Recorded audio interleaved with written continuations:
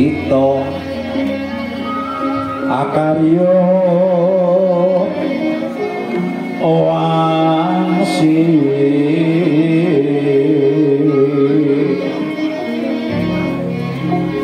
mindha kembang pangajabing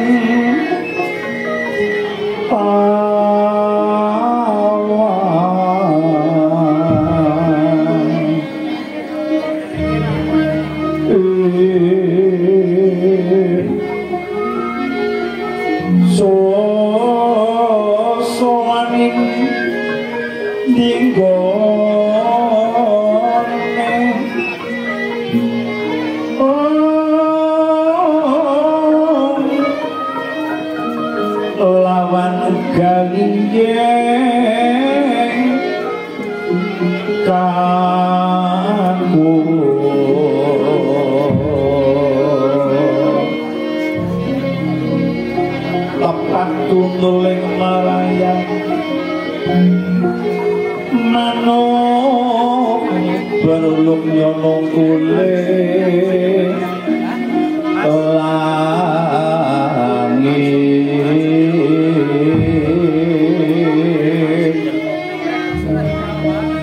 lawan gegering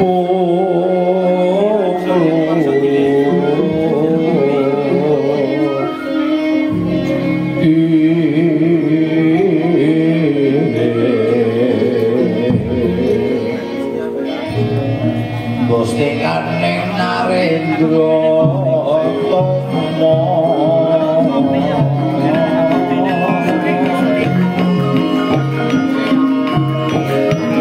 Kula gawane siram tirta amarta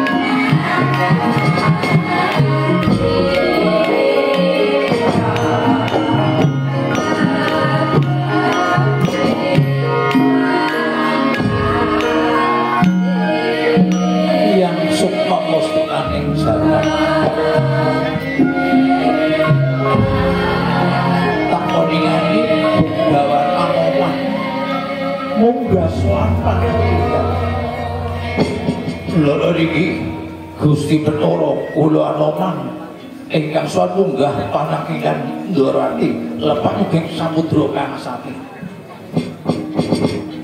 Wis asah napasmu, wis asuh.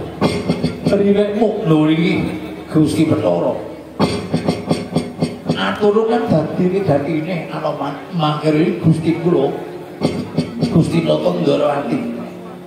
Kula dherek-dherek matur wigatos kula keparing ngati kula Anoman ngaturaken sugeng dikatur Gusti Bathara.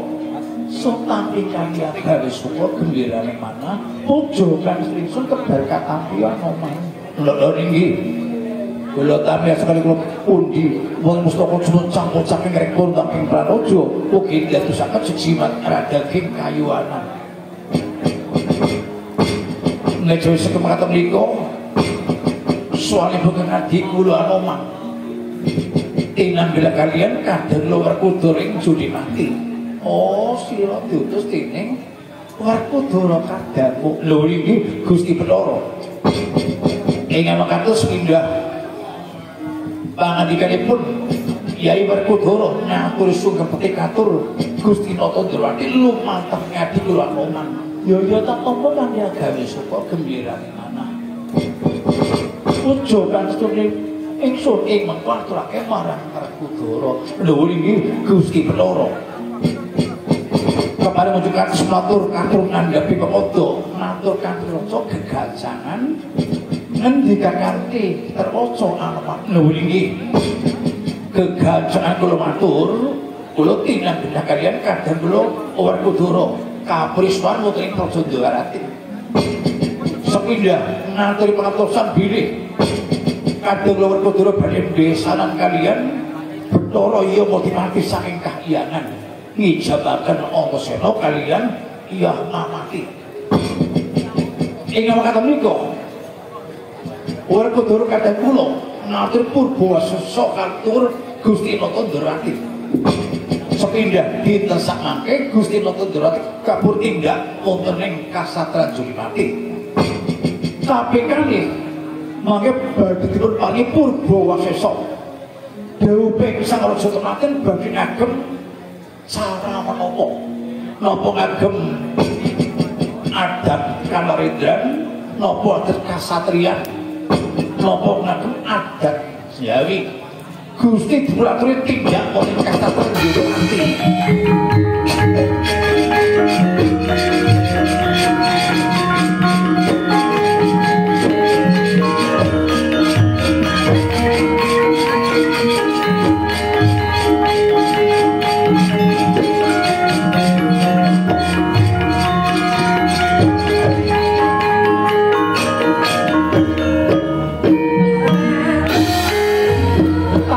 Samar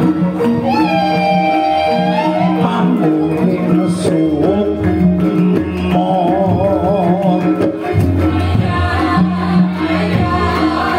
sinopmaya winangguwe naksepi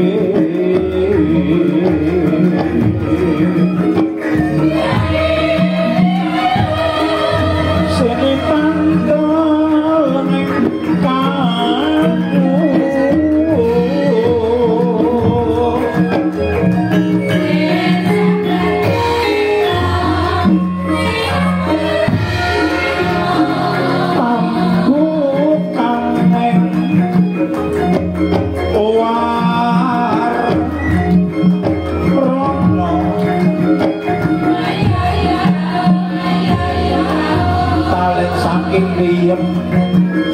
layak ngaluyu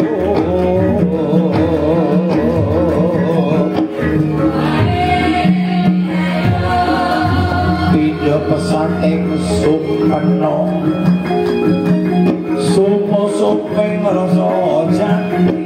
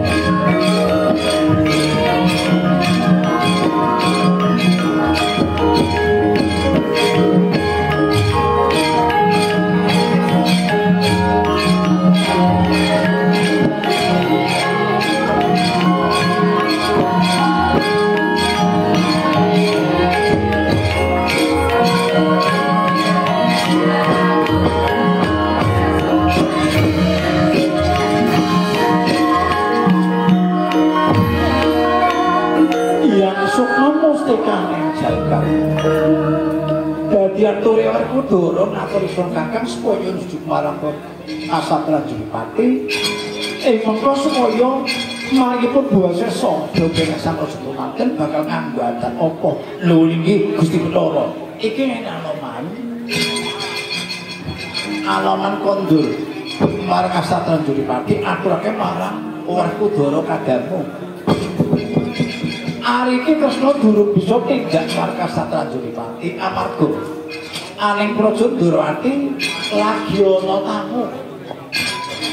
Apa mimper Kresna jekar saka kraton ninggal tamu kan aning Praja Ndrawati. Waduh. Lho pamit kula ing mangke wangsu kasatran Juripati derek entuk damel. Lho mangke pinten brukanipun kadang Werkudara. Nggih kula entos kemawon. Kula entos kemawon jekaripun tamu nek Praja Ndrawati. Mangke kula wonten kedah sesarengan kaliyan Gusti Bathara Kresna.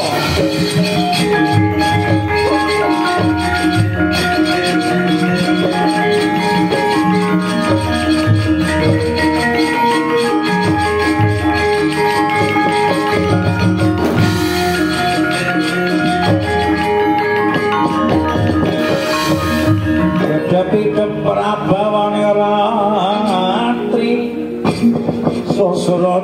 kula semanjar kawulyan kanggo jiwa memaning sih manggap srinate dalu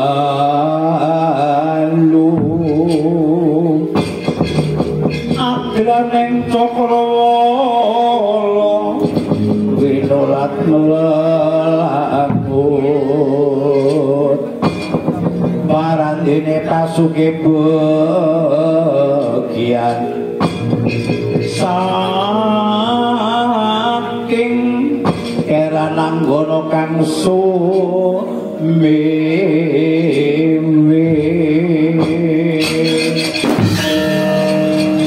saking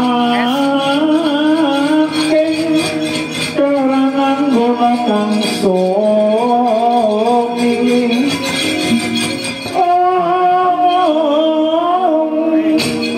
waraka tanpa waraka tanpa selo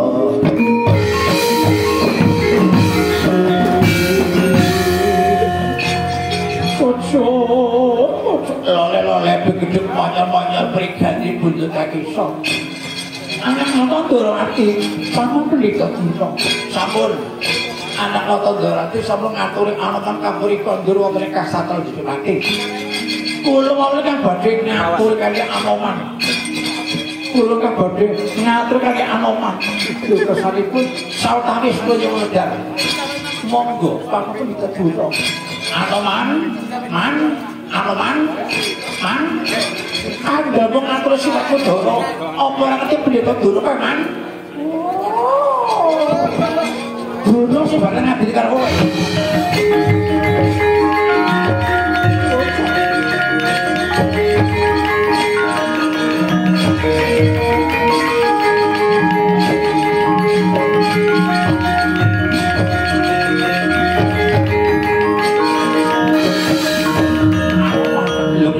pendeta Doro ngatur Allah supaya mudah marang kesajo dimati sepedak kula jenengan pangapunten kula ngguraken dalem Gusti Lopo terakhir Dokter Sari pendeta Doro aja kowe nganti ngatur kesah kudu mulih kudu bali yen ora gelem bali kan dasar Anoman ngunyuk monyen dasar kekek obleng patut nanggone alas mendadak nanggone kesajo kasatan juri mati wah lek kondom langsung soyo ngejaba sok iku antasana banget dijodohke lan nyomo mati jodoh-jodoh nek kodrane alam antasana ora iku menungso kok bakal dijodohke karo widodari apa ana menungso sing jodohne widodari man awan apa ana menungso sing jodohne widodari menungso sing jodohne widodari iku ono iku Raden Janaka pikantuk Betari Dersalala peputra Wisageni. Janaka pikantuk Betari Mayang Sekar. Iku Janaka pikantuk Widodari. Iku ya mung si Janaka. Wong Janaka ora iku kedunungan kancingan jejaring jagat, busik nang jagat. Ing liyane Janaka ki ora ana maneh. Li apa ana maneh menungso sing jodoh Widodari man, Anoman, jembreng kok iku man. Oh, apa nama? Ana malih sing dadi manusa jodoh Widodari. Sapa Anoman? Ratu Gokis Kendhok. Iku nalepat Sugriwa pikantuk Betari Tarat. Iku ora kalebet Antus Krama ngalap bojone kadang merdane. Ya kaya ngono kuwi pengen mburi marang Ratu sopeng Tratah Gokis Kendhok kaya Anoman bisa kurang topo lho malah tuh dikasih orang-orang nyuduk marang aku gampang kayak monyet kita wani marang Anoman tanding karo aku ojo tanding ning anak lahir petunjuk tak anteni opo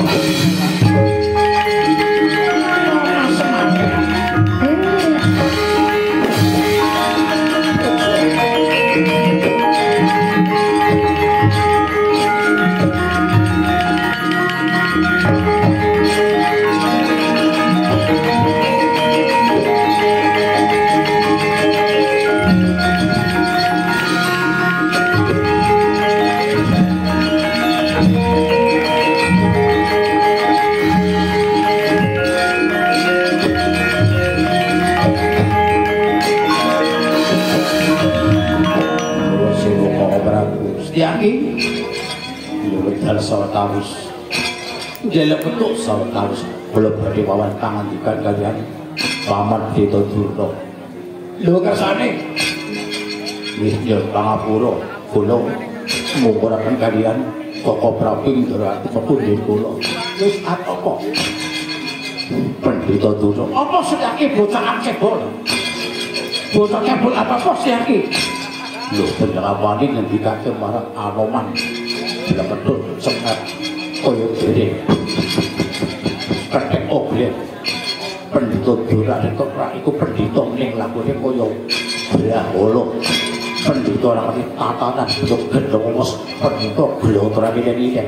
Lho kok malah sedake kok malah ngelani karo sapa? Apa kok mari karo Durna? Apa kok mari karo Durna? Sisan gawe.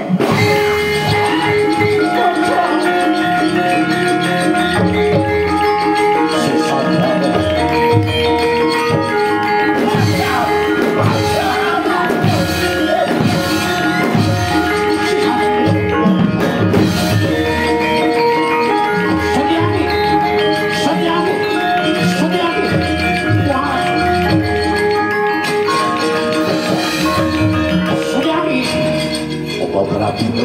Urang toko jane wali karo Durna.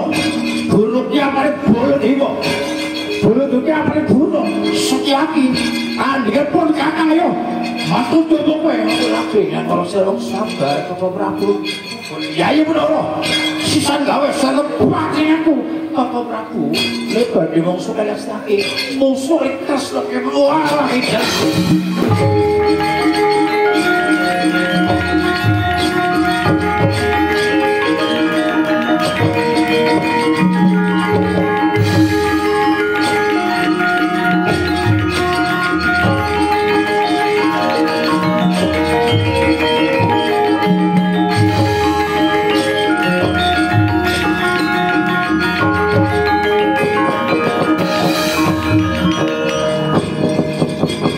Sesongko wayangnya nakyo Semarang dan gue ngepuri tiap tiada sir mandoyo senyaki nuwun dawuh timbalan lho kok wani-wanine malah musuh karo Pendhita Durna sing ora ngerti kendhange boleh dijoko saki busanane Koko Prabu Baladewa mutam. Kula nyuwun pangapura. Nek setyake ki luput. Setyake ki luput. Lepatipun ratune Kresna apa Setyaki? Ratunipun menika Prabu Kresna. Lha kok Setyaki durung napa dawuh kok wani-wanine. Ngamuk Pendhita Durna. Lepat yen pangapura ning pangertosan. Ingkang kepriye? Ingkang wau Anoman Kasurayan diputundunga kaliyan Pendhita Durna. Anoman diputundung mesah Durna ora menika dereng dipun paring dawuh kaliyan Gusti Nata Ndaraking. Pinter yen kaya ngono Setyaki. Dadi nalare Bagedhe Jata sesadangen. Nuwun sewu Gusti Nata Ndaraking Gusti pepundhen kula Kakang Udawa. Nah, Setyaki bari ngamuk kalian Pendhita Durna. Kula Udawa bari medal pasiran mangke Durna kula idak-idak sisan. Malah Kakang Udawa padha wae lawan Setyaki. Sak rombongan iki kedah sami. Mriki bareng kula kali Setyaki. Setyaki ngamuk Durna kula gitu ngamuk Durna. Rombongan mriki iki kedah manunggal ketunggalan. Wong sarang mriki adole kaya niki. Iki kaya niki ampun modene motor mriki mereka padha nang-nang ngoten Mandraguna ampun akeh cicik-cicik iku pun padha manunggal karep wis aja nanti kayatan wis ana bularno bab iki ndangake mriki bekor prajurit aja ninggal kapenan undangno kaprayitnane pokoknya tambah pastu medal pasir Gusti kula ingkang suwun temoni Koko Prabu Baladewa Drembug Singaris aja nanti dadi pasulayan gedhene dadi peperangan.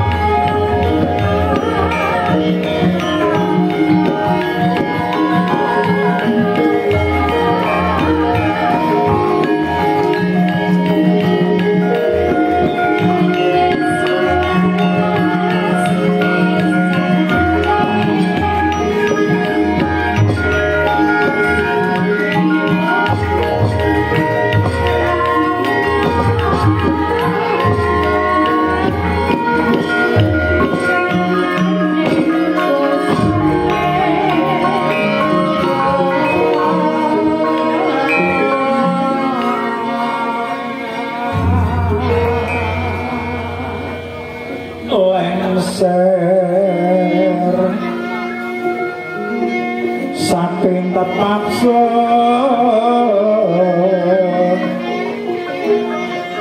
sono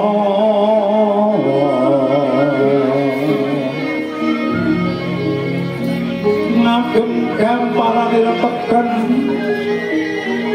wulo dadi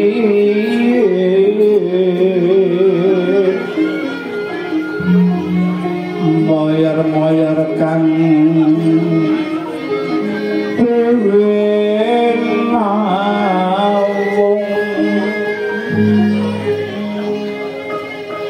busana maneka warna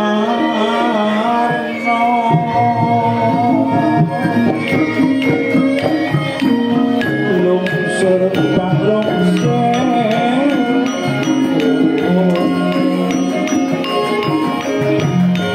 jaman tundho tiko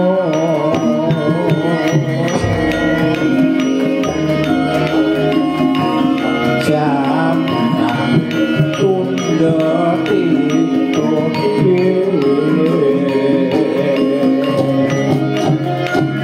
sarwa kencong dijoko alon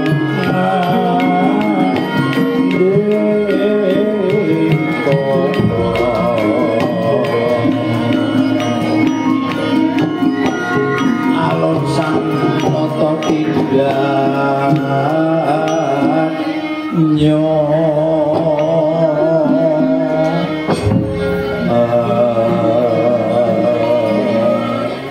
lah ing nata wau nata nderati jenasake kelanggahan padha bedaton kondripun lulus ora harjo sang Prabu Kresna ngeracik Busraka Prabu Sidongaken Busraka Panditan manjing sanggarapan jan meminta nugroho paringi Bathara ing pampasane Gusti Kang Kawasa Barat Jaket mugi-mugi negara Ndarati kanggih sandika siregeng kapurben ngono kocap kasare kita dalam kedah nebina kancaken nyaketaken ingkang tebih gambarkan wonten madheng taman panti lelangen kula nggambaraken limbuk saking lagu suka paring suka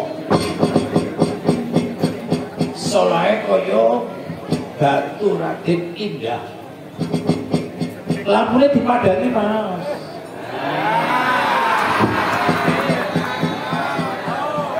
sinden pitung jumeneng sedaya tembange batu Raden Indah yen kabeh padha jumeneng yang berkacamata ikut kelihatan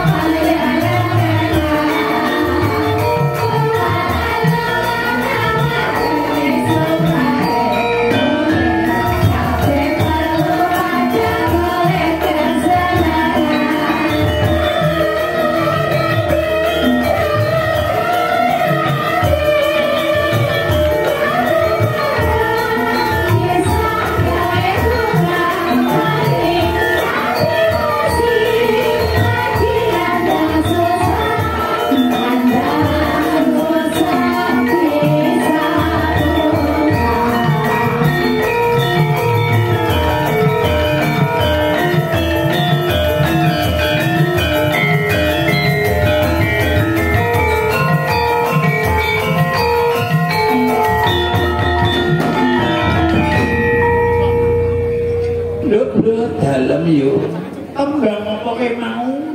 Niku Baturaden Indah. Oh, Baturaden Indah. Pasti dene jumeneng sedaya, jumeneng kabeh. Niku mosake jumeneng sedaya. Lho sadurunge sekolagon lho. Iki aku lan kowe timbalan. Mun wis dawuh. Timbalan sapa? Dawuh sapa? Pentas ning desa endi?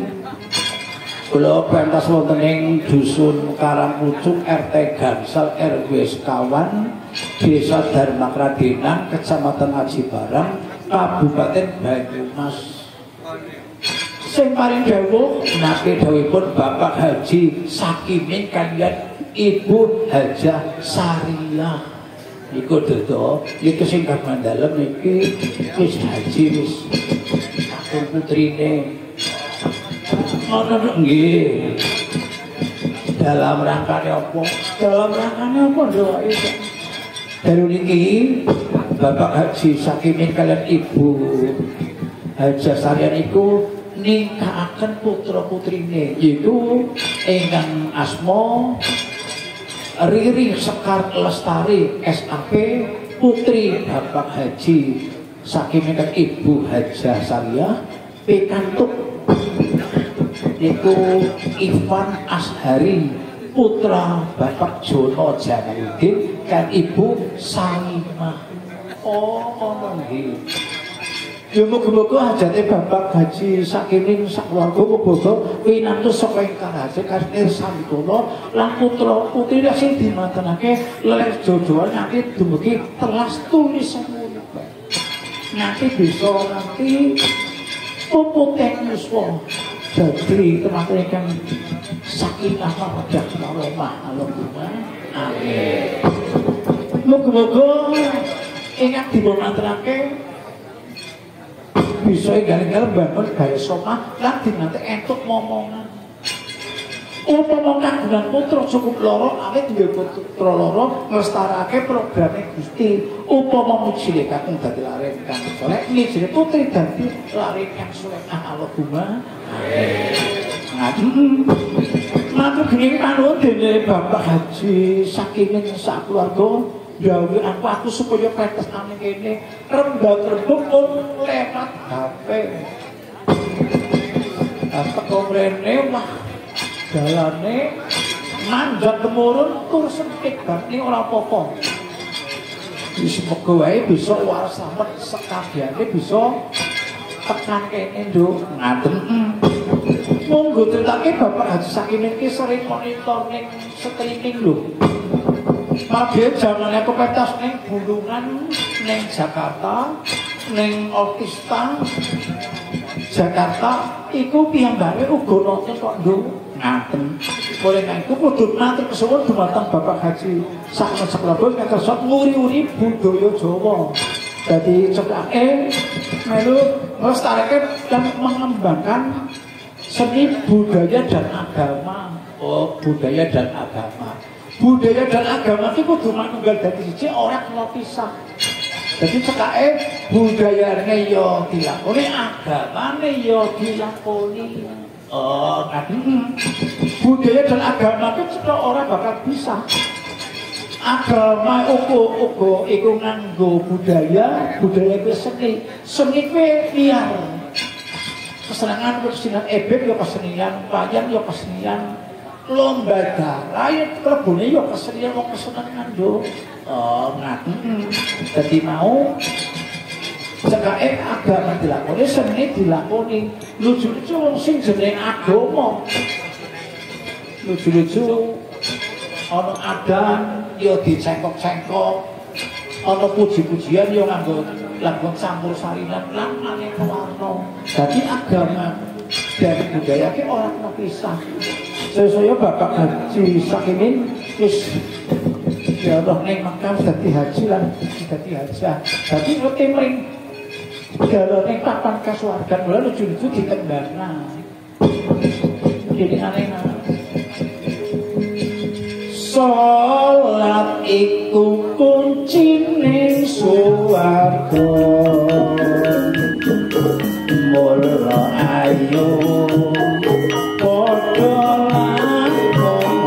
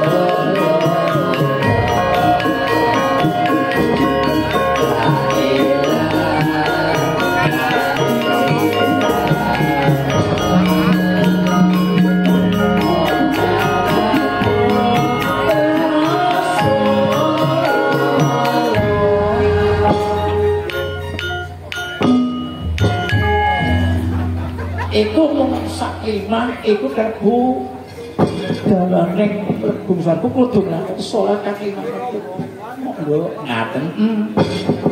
Ngejaba saka iku aku mlebu papan iki kalbu niki kaya gumun yo getun kok lho. Gumun getune. Lebih papan iki kalbu senajan pegunungan ing desa ning desa ing kabune isma omah-omah bangunane yo apik-apik kondo. Leh pikirake bangun ning ane kene dadi wong iki pirang miliar. 3 kali lipate karo sing ning ampah kondo. Coba saka kuwi uga lampune padhang gobyar uga katon ana tempat ibadah masjide yo wah megah banget. Tandane warga masyarakat desa ing dusun Karangbuske padha nindakake pituturing para kiai lan para ustaz dulu ngaten. Ana sing adane gari-gari, ana sing puji-pujian apik kok nduk ngaten. Nduk mung jimbang kalangane mung padhang kemudian dianak-anak suku harus kok ngatur para-para pademen lagu campur saringan sak lagu rong lagu tak mesti pakai nduk ngaten. Ning ditawarake karo sing mriksani karo penonton apa saka lenggeran dhisit apa campur sarinan. Ana sing lenggeran, ana sing campur sarinan. Iki wong daerah seni original wis ora aneh maning. Lenggeran Gunung Sari kali Bagoran. Gunung Sari kanggo sing kagungan dalem sakwarga lan kagem Bapak Lurah sok Ibu lan katur Bapak Amanah Hasil Wadra sing juga ning pegelaran kene kanthi atur sugeng midhangetaken uga kagem adik-adik Karang Taruna lan kagem adik raja uga katur juru parkir motor kula Intri Lagon. Dalu niki panjenengan kene live streaming apa sinyale apa ora Mas? Oh, wonten singalipun. Sing mboten nonton-nonton itu saged mriksani wonten ing HP, dipancari wae bisa dipirsani nganti luar negeri. Gunung Sari Kalibagoran BKK Sakeswara Bonang sing beksan lenggeran Ibu Eka Sulistianingsih lawan Nimas Sinita Aji. Jadi sing lenggeran Ibu Eka Sulistianingsih karo Sinita. Yo Lita, aja apean bae mak apa. Oh kenangan ya. Oh nggih. Gunung Sari Mas.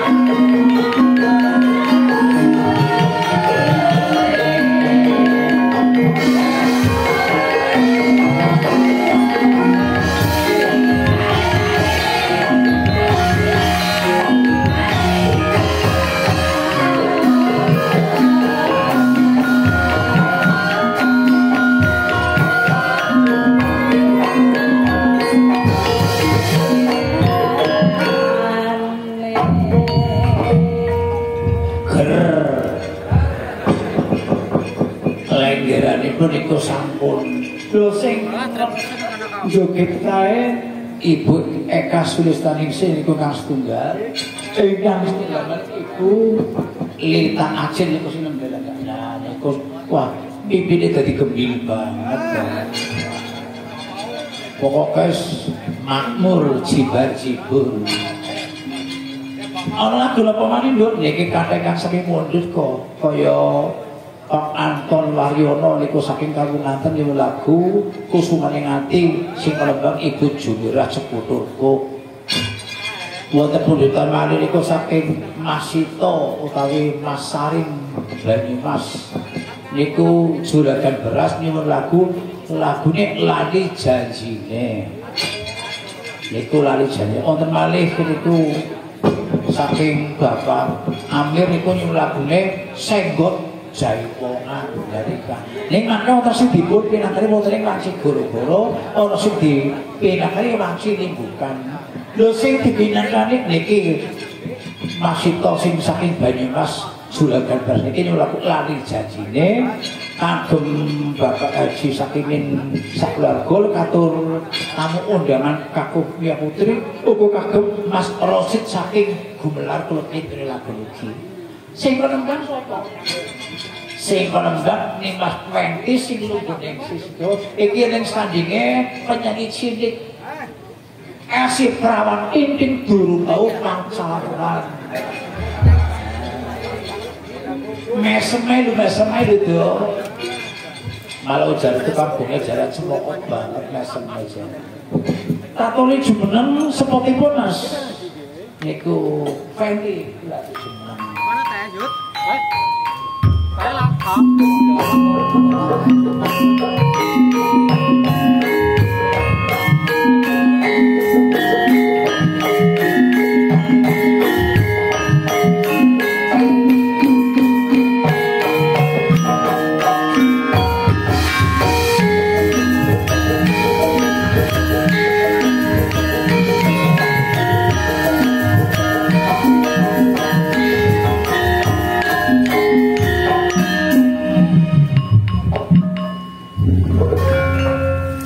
Mas Yono kok ayu banget Mas Yono. Pengantin anyar orang gitu tak ning nuju-nuju curi pandang. Katone to ora peduli ning jalan curi pandang le kedek. Bola-bali lirik angger dicringa. Mesem. Kayak nontonane aku geminya apa ya ibu? Apa nggih? Oh, pokoknya zaman nyong lah pokoknya ngumpuli pengendang Jaipongan pengendang Jaipongan sih mbak paling loro telu kedar waterakan Mbak Feni Nggih sugeng dalu Mbak Limbo. nggih sugeng dalu nggih salam kalian sami mriksani Nggih aturaken assalamualaikum warahmatullahi wabarakatuh. Waalaikumsalam. Iki tadi semangat mboten? Kasih semangat Dereng ngantuk. Mbak Feni ndongak nasib apik kanggo sing kagungan sekolah bola karo telotone kabeh maksudnya sing ndongak sing lakone priyatin sing sering melek bengi maksudnya wah enggak sering melek bengi tuli gampang rezeki Nggih mugi-mugi kagungan dalem ingkang panjang yuswa terus lancar-lancar rezekine tapi kakang saking sampai kalau amin moga-moga borongannya ya semuanya akeh maneh amin ini kula kan apa pengantin ditolakna pengantin oh pengantin Mbak sinten kali Mas sinten iki niku boten ketinggal Mas Ivan. Mbak Riri kali Mas Ivan Riri Sekar Lestari kalian Mas Ivan Mas Ashari Mas Ivan ye, mugi-mugi ingkang dados keluarga ingkang sakinah mawaddah warahmah. Mugi-mugi enggal coba diparingi momongan.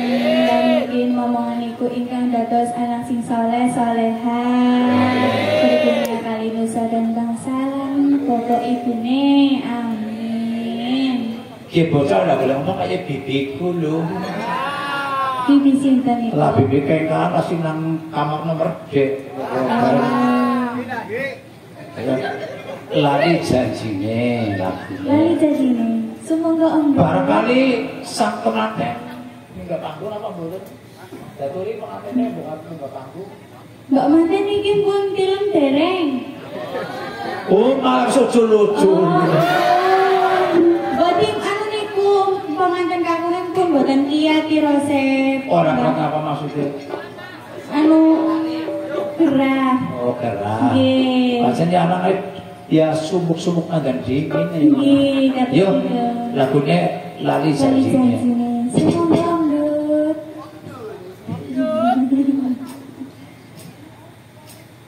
Kamar nomor 3.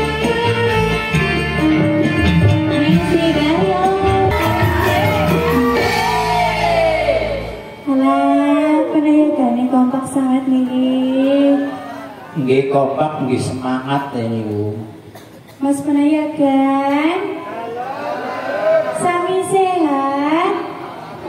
Alhamdulillah. Sakit kepanggih maling nggih.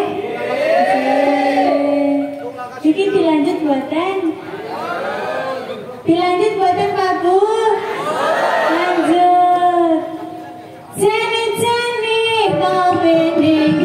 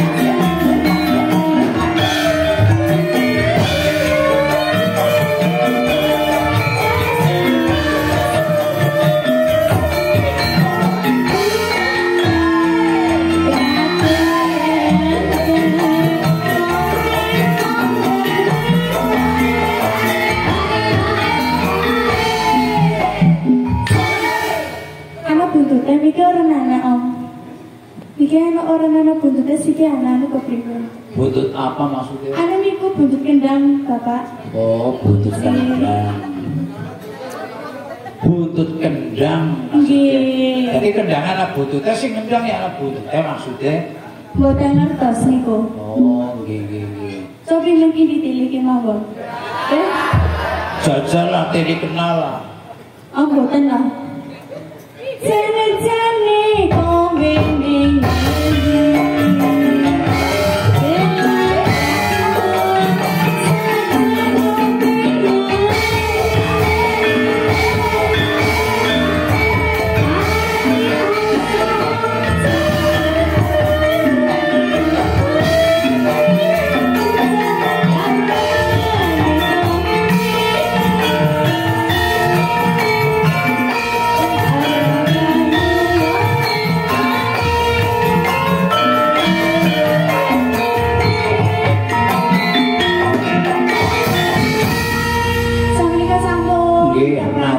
Kuswara kula lenggah malih mbok Kuswara pemandhangi Antaresna saged kanggo janji saya. Iku lagune Rik Janji. Dalu niki wonten pambutuke saking Mas Kuntara saking Gumelar ugi. Cara penyanyi cinike ditampilna ora ketak segongan. Mongko yen ora ditampilna malah ngambek. Sapa tanduk niku putu kula ki ambek. Dadi sing awala sing kresik-kresik ya kepenyanyi sing ngandang ngadu yuswa ngadu tengah yuswa umur wong kados tengah umur mau nalikane aku mlaku ana sing kresik dalange wis tuwa ya. Nggih, kula kene wong kula niki dasare dalange wis 35 tahun nggih niki pun tuwa ngambah daerah kene jaman esi bujang ting-ting ning saiki wis duwe putu. Ya moga-moga bae sing luru tua bisa tekan tua. Kayak gue. Nah. Ya uni taturi lenggak total taturi berdiri kon bareng karo Wiwit. Wiwit siki kon nuntun, kok nuntun iki. Wis nuntun kok biasa iki. Nah, dadi siki dia wis nuntun iki, siki kon nuntun muni berdiri. Kowe kok lagune nggo Mas Yatno. Tiga Mas, Mas Edi Gunung Wilis, Mas Tikun, Mas Tasikun Palembang, kagem Bapak Nurohi saka Bokor, uga kagem Mas Tanto, Kyai Tanto kowe sing saka Darul Ma'arif, Rebu Klinik Gorengan. Tak kene lagu. Yo, sepote Mas,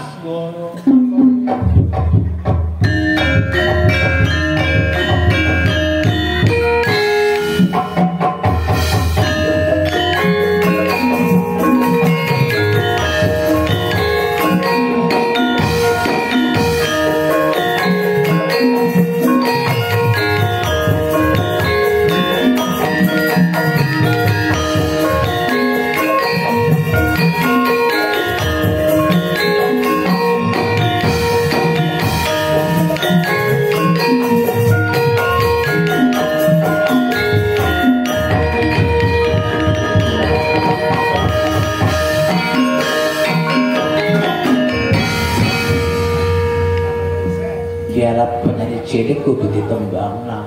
Ora mongko malah ngambek. Waduh sepote kaki karo kakine kok. Makane iki niku Mbak Limbo ora gelem munggar, gelem menyat kiye. Pikine njaluk sepote ngajari lho. Maksudnya sepote apa? Iya sing kaya kiye lho. Nah sing kaya kiye mikine. Ki mikir dadi terpaksa mung. Ya, jajal di sing kaya kiye jaren jaluke.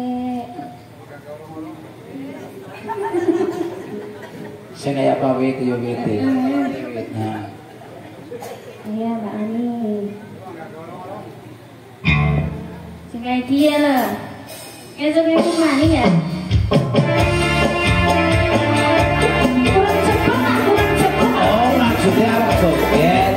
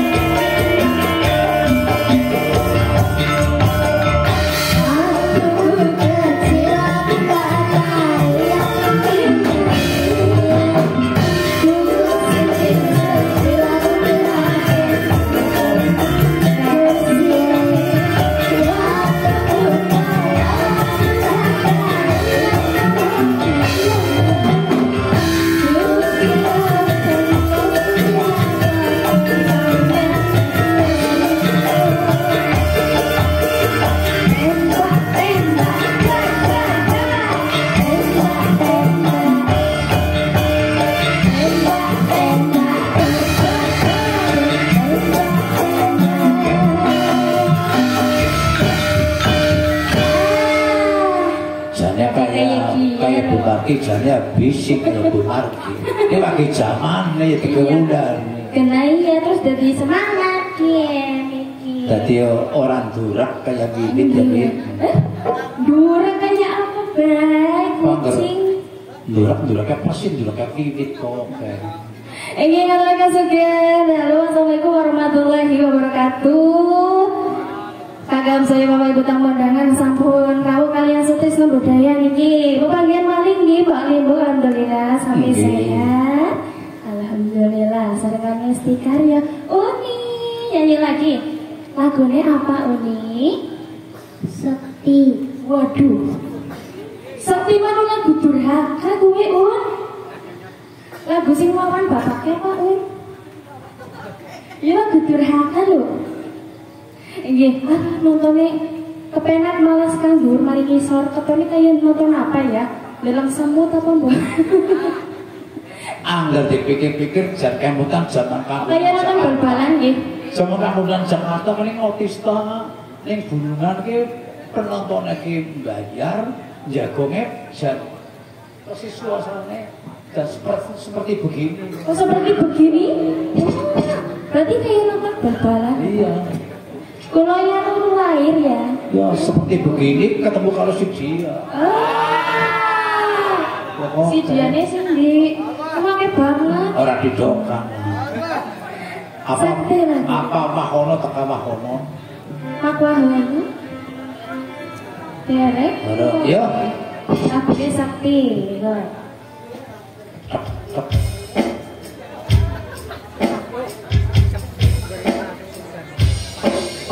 Ya Sabri. Dua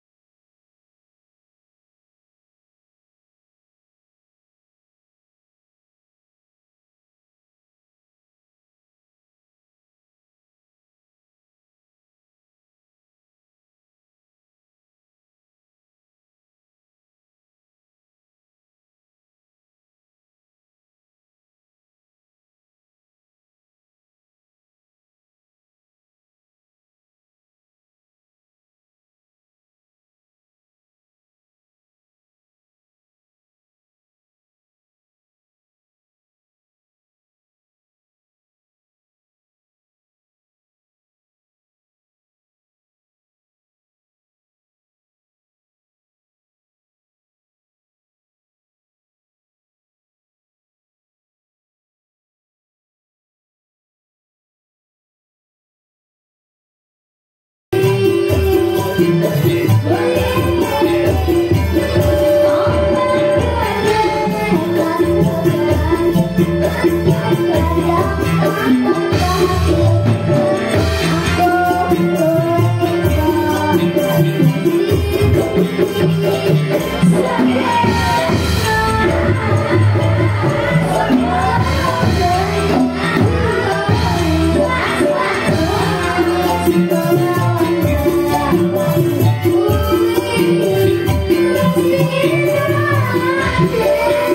you.